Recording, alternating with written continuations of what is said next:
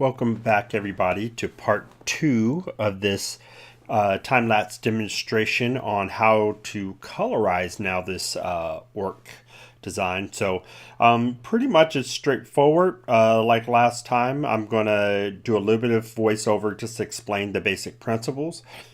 And then right after that, I'll just go to music and let it run through to conclusion. So I hope you enjoy it. Let's go ahead and get into it right now.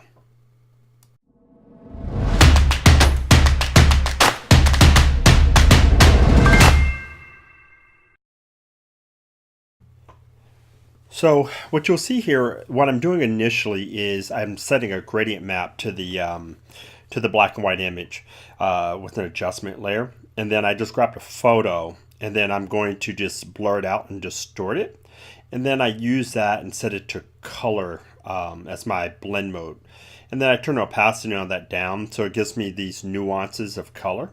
Don't worry if you don't catch all this right now, because it's just kind of showing you a quick way of how fast you can color an image, and I'm going to go into this in depth.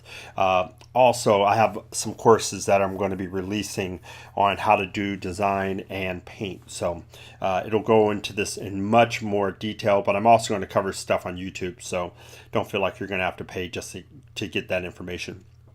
So again, I'm just hitting, I use color as my primary blend mode initially when I'm applying color to the image, because what it does not alter the value. So I know a lot of people use overlay to do this, but I don't use overlay until much later in a painting, if I use it at all.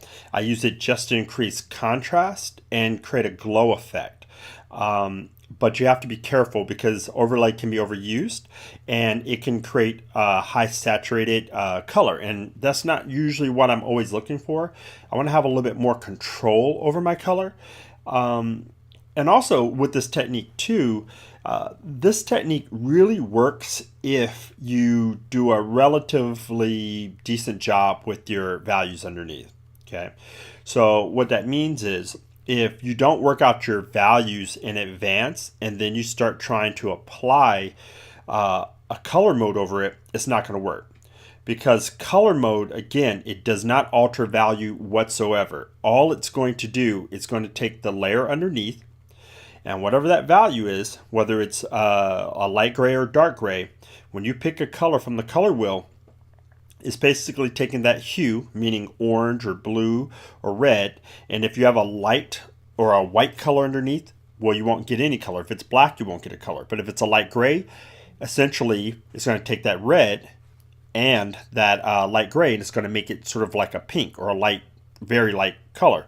If it's a dark value underneath, like a dark gray, then the red is going to appear like a dark red value. And color. So keep that in mind. I'll go into this in depth because I'll have to explain the blend modes and how to use them effectively. But as a general rule, that's how I like to work. What I'm showing you as a technique, I started doing this in Corel Painter first, and I was doing it for some time now.